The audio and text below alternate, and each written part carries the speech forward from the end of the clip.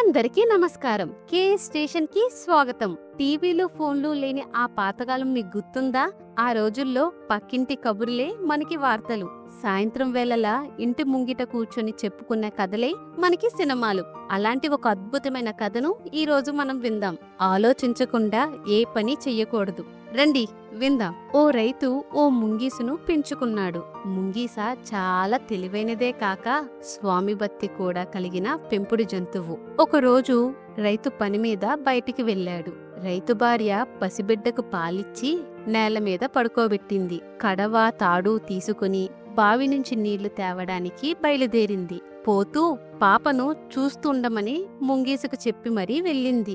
రైతు భార్య బయటికి పోగానే పుట్టలో నుంచి ఓ నాగుపాము వచ్చి ఇంట్లో ప్రవేశించింది. పాప నేల మీద బొంతపై నిద్రపోతుంది. పాము పాపవైపు చరచరా పాకుతూ వస్తుంది.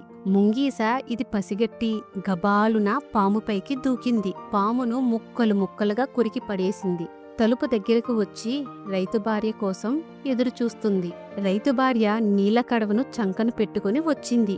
వీధి తలుపులు బయట ఉన్న ముంగీసును చూసింది. రక్తం కారుతున్న ముంగీస మూతిని చూసి అదెక్కడ పసిపాపను కొరికి వేసిందో అని భయపడింది. ఒక్కసారి దుఃఖం కోపం ముంచుకొచ్చాయి. ఆమె చంకలోని కడవ తీసి ముంగీస తలపై బాదింది. పాపం ముంగీస కాస్త గుటుక్కుమన్నది. ఆమె ఇంట్లోకి పరిగెత్తుకుని పోయింది. చూస్తే పాప నేల మీద బొంతపై హాయిగా నిద్రపోతుంది. కాని పక్కనే ఓ పాము ముక్క ముక్కలై పడి ఉంది. ఆమెకు తన పొరపాటు తెలిసి వచ్చింది. ఆమె ఉన్నపాటున ముంగీస వైపు పరిగెత్తి వెళ్ళింది. చచ్చిపోయిన ముంగీసను ఒళ్ళోకి తీసుకుని వెక్కి వెక్కి ఏడవసాగింది. కాని ఇప్పుడు ఏడిస్తే ఏం లాభం? అందుకనే పెద్దలన్నారు, ఆలోచించకుండా ఏ పనైనా చేస్తే పశ్చాత్తాపడవలసి వస్తుంది. మన పని చెడిపోవడమే కాకుండా 10 మంది మధ్య నవ్వుల పాలు కావలసి వస్తుంది కూడా. ఈ కథ ద్వారా మనం నేర్చుకున్న నీతి, ఆలోచించక పనిచేస్తే నీకు ఎదురవుతుంది శని. అదండి కథ. మీకు నచ్చితే దయచేసి లైక్ చేయండి, మీ మిత్రులతో షేర్ చేయండి. ఇంకా మన కేఎస్ స్టేషన్ కి సబ్స్క్రైబ్ అవ్వడం మర్చిపోకండి.